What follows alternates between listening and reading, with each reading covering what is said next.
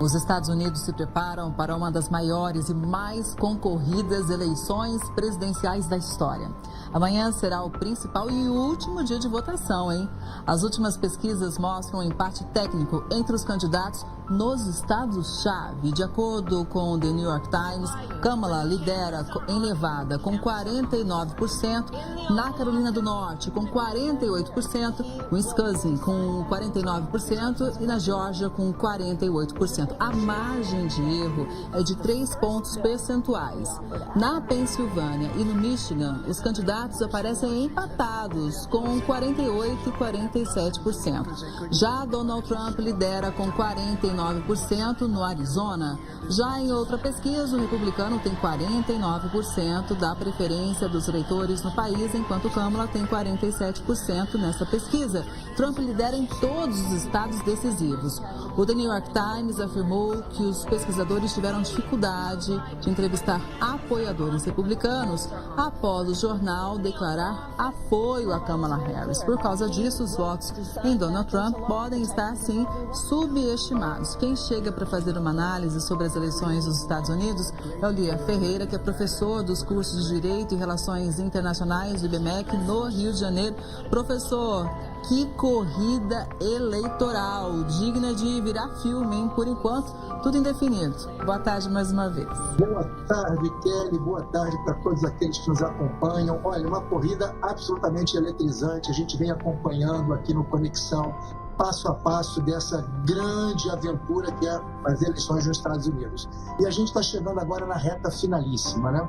Como vocês bem colocaram, a gente está com uma margem assim muito estreita de vantagens aqui e ali para um ou para outro candidato, praticamente tudo dando empate técnico. Então, assim, é muito difícil a gente fazer algum tipo de previsão. No Arizona, a vantagem de 4%, 49% a 45% de Trump, tira um pouco o Arizona desse... já praticamente o Arizona está contabilizado como uma vitória de Donald Trump. Mas outros estados, né, por exemplo, 47% a 47%, né? Carolina do Norte, a Câmara tem uma pequena vantagem, 48%, mas é 46%. Na Geórgia, a mesma coisa, 48% a 47%. Então, assim, mesmo na Pensilvânia, que seria desses estados o mais importante, por quê? Porque ele tem 19 votos, né? O Arizona tem 11, Carolina do Norte tem 16, Geórgia 16, na Michigan 15. Então, a Pensilvânia tem 19 votos, né, nesse colégio eleitoral. Aquele que nos acompanha sempre aqui, né, já sabe que as eleições dos Estados Unidos são muito diferentes. Não tem voto direto, é o voto, né, por delegados, 538 delegados no total, e o candidato vitorioso tem que ter 270. Kelly, não dá para marcar nada, não dá para precisar nada, está tudo em aberto. De qualquer forma, qual é a sua análise em relação à estratégia dos democratas, né? Porque, afinal de contas, Joe Biden saiu de cena, Kamala entrou. Por essa corrida tão eletrizante, foi uma troca necessária e acertada, pelo menos por enquanto, né? Olha, foi uma troca absolutamente necessária, independente do resultado dessas eleições. Por quê? Porque é claro que, do ponto de vista político, faz diferença perder por muito ou perder por pouco.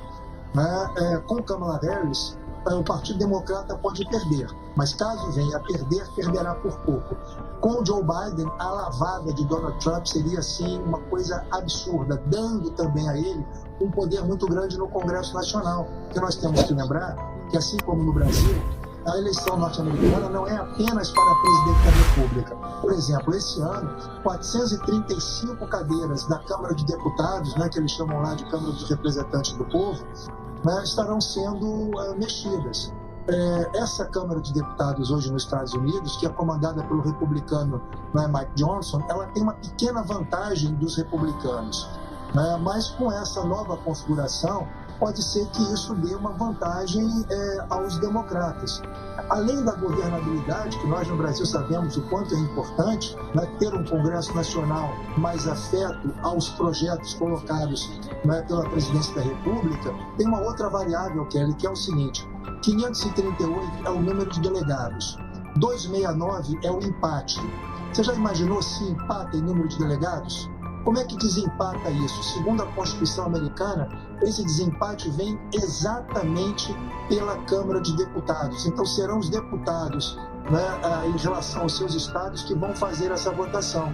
Se os democratas tiverem maioria, eles terão vantagem nessa disputa. A mesma coisa acontecerá com os republicanos. Então, assim, é uma corrida avassaladora e que vai ser emocionante até muito depois do fim, porque além da votação amanhã, tem a apuração dos votos, que vai ser uma outra grande novela. A gente vai seguir acompanhando tudo de perto aqui na Record News. Inclusive, os candidatos realizaram hoje os últimos eventos de campanha antes da votação oficial. Kamala e Trump vão a Pensilvânia, o estado-chave considerado crucial para a disputa. A democrata deve visitar, inclusive, regiões da classe trabalhadora e, à noite, vai participar de um comício na Filadélfia. Já Donald Trump vai às cidades de Reading e Pittsburgh.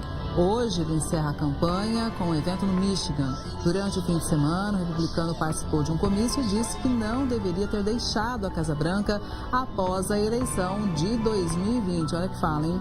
O candidato ainda percebeu a ausência de um vidro à prova de balas e comentou que, para ele ser atingido, o atirador teria que acertar a imprensa também. E olha, professora, a gente vê como realmente tem que ter um pique enorme, não é verdade? Porque, afinal de contas, até a véspera eles estão aí, percorrendo os estados em busca de votos. Olha, ânimo é uma coisa que não falta a nenhum dos dois.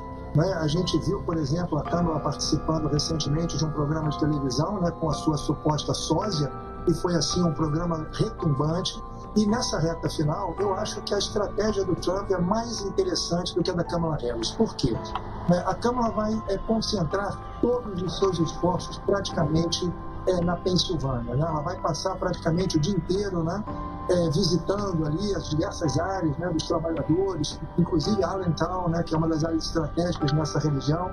Já o Trump, ele tem um comício planejado em 3 estados. Né? Ele vai na Carolina do Norte, que é um desses estados, né, desses swing states, né, desses estados que tem dúvidas sobre quem vai votar, né? Normalmente não acompanham nem democratas nem republicanos.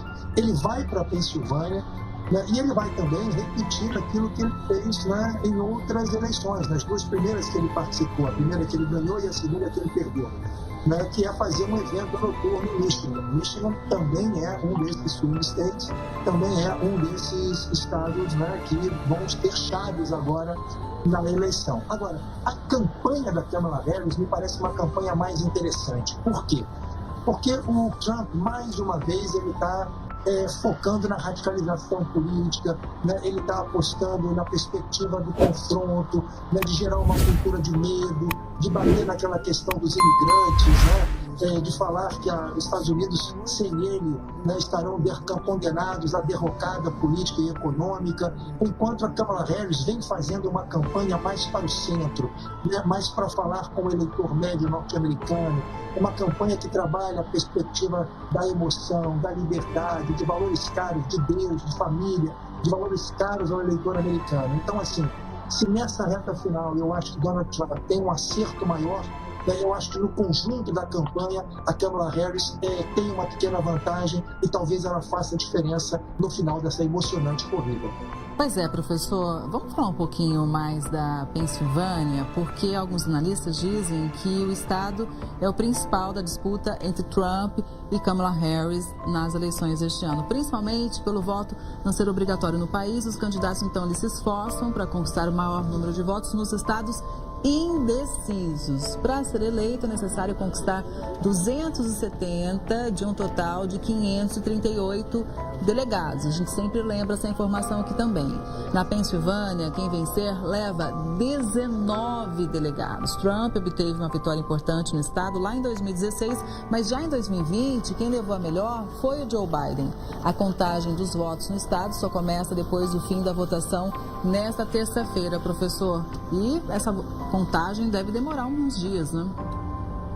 Olha, eu diria que ela deve demorar mais do que uns dias. Ela deve demorar algumas semanas. Né? Existe a possibilidade, né, de que principalmente a campanha de Donald Trump faça inúmeras impugnações nesses estados, né, Arizona, Carolina do Norte, Geórgia, Michigan, Nevada, Pensilvânia, Wisconsin, por exemplo, que são os estados que vão estar aí, entre aspas, decidindo as eleições. né, a contagem vai ser certamente muito mais lenta, porque certamente haverá necessidade de recontagens constantes em função aí, né, dos fiscais que acompanham cada uma dessas áreas de votação. A Pensilvânia ela tem uma importância muito grande, não apenas porque ela tem esses 19 delegados, né, e nós sabemos que o sistema eleitoral americano ele é um pouco cruel. Ele trabalha naquele modelo winner takes all, ou seja, o vencedor leva tudo. Então, quem ganhar em cada um desses estados vai levar o total dos votos, e é assim que acontece na eleição dos Estados Unidos. Mas a Pensilvânia ela tem uma característica, além de ela ter 19 votos, ela é um estado que tem áreas urbanas, áreas rurais, áreas industriais, áreas comerciais. Então ela funciona, por analogia, mais ou menos como Minas Gerais funciona no Brasil. Ela é um pouco do retrato, né, histórico do país. Então a Pensilvânia ela retrata muito assim o conjunto médio do eleitor americano. Então vencer na Pensilvânia, tanto pelo peso histórico do estado, né, pelo peso histórico de Pittsburgh, por exemplo, né, dentro do processo da Constituição americana, etc., mas também por esse retrato mais fidedigno, mais próximo do conjunto dos Estados Unidos, a Pensilvânia é o estado-chave. Quem vencer na Pensilvânia sempre leva uma grande vantagem. Pois é, e apesar, né, dos candidatos usarem redes sociais, enfim, várias ferramentas durante a campanha, a gente vê como os comícios são muito importantes nos Estados Unidos, não é, professor? Olha, eles são muito importantes porque eles são a possibilidade do candidato falar diretamente para o seu eleitor. Você já imaginou, Kelly, se a gente tiver uma eleição com 269 a 269 no colégio eleitoral, o que é pouco provável, mas perfeitamente possível, né? A gente indo para uma decisão na Câmara dos Representantes do Povo, ou seja, na Câmara dos Deputados. Então, assim, falar com o eleitor, né? Ter aquele tete-a-tete, olhar de frente para o eleitor que está ali a poucos metros de você, né? Te ouvindo, mobilizar essa energia, né? Trazer o eleitor para a votação. Nos Estados Unidos, é importante dizer, diferente do Brasil, o eleitor não é obrigado a votar. E temos que reconhecer que as eleições nos Estados Unidos já começaram. A nossa matéria foi muito feliz em colocar. Amanhã é a data final, né? É o dia mais importante, é quando a maior parte dos eleitores vão para a votação. Mas nós já temos quase 80 milhões de votos, né, que foram colocados em diferentes formas, inclusive pelos Correios. Para nós pode parecer um absurdo, mas é muito legítimo para o eleitor americano. Então, assim, essa eleição já começou e esse sprint final, essa reta final, essa energia que cada um dos candidatos, tanto Donald Trump quanto Kamala Harris, estão colocando aí nesse tete-a-tete com o eleitor, isso tende a ser absolutamente fundamental e pode ser decisivo, Kelly, nessas eleições. Pois é, professor.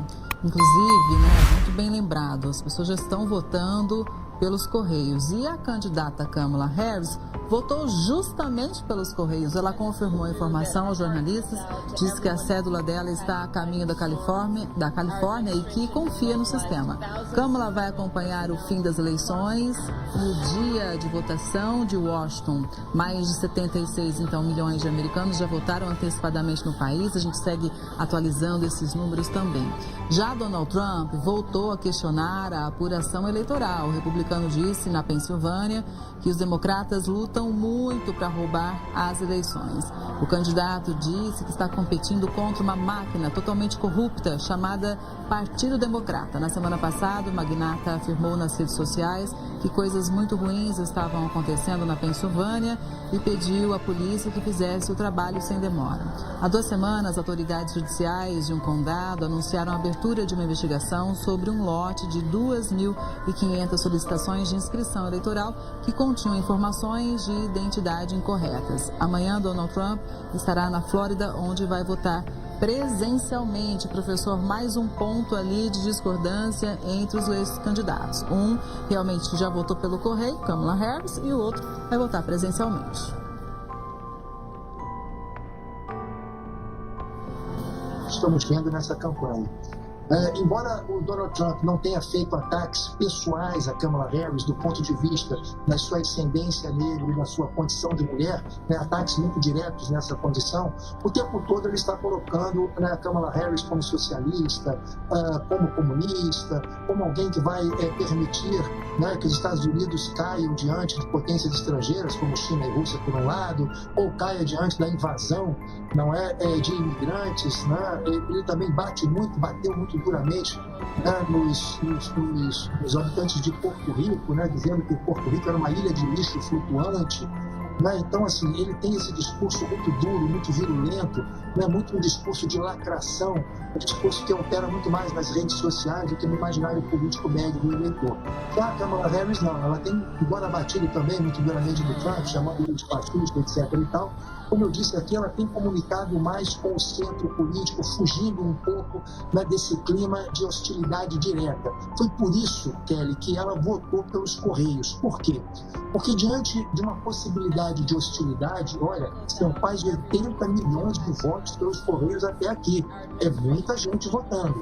E por quê? São pessoas que não querem ir no dia da eleição, enfrentar às vezes grandes filas, como acontece frequentemente na Carolina do Norte, diferente da Califórnia, onde tudo funciona perfeitamente bem, e não vão querer ali de alguma forma ficar expostas a esse clima de hostilidade. Então, isso também marca uma diferença muito grande entre as duas campanhas. Uma campanha, que é a campanha de Kamala Harris, está falando um pouco mais para o centro político, para o eleitor médio norte-americano, enquanto a campanha de Donald Trump insiste em bater muito duramente nessas questões mais do medo, de fazer a América grande de novo, de entender que sem ele o país irá declinar da sua condição de grande potência, que nós sabemos que não é uma verdade. Mas, enfim, essa cultura do medo é muito forte. Então, assim, vai ter problema, vai ter disputa. O que a gente espera é não ver um novo Capitólio. Aquelas cenas foram muito tristes, geraram mortes, geraram uma imagem muito ruim para os Estados Unidos. Eu espero que elas não se repitam, mas honestamente, eu quero crer que se Donald Trump não tiver uma vitória consistente logo nos primeiros dias, a gente corre sim o risco de uma violência política por parte de apoiadores de Donald Trump, isso muito em função desse clima de muito embate, de muita hostilidade que ele vem travando, principalmente ao longo da sua campanha.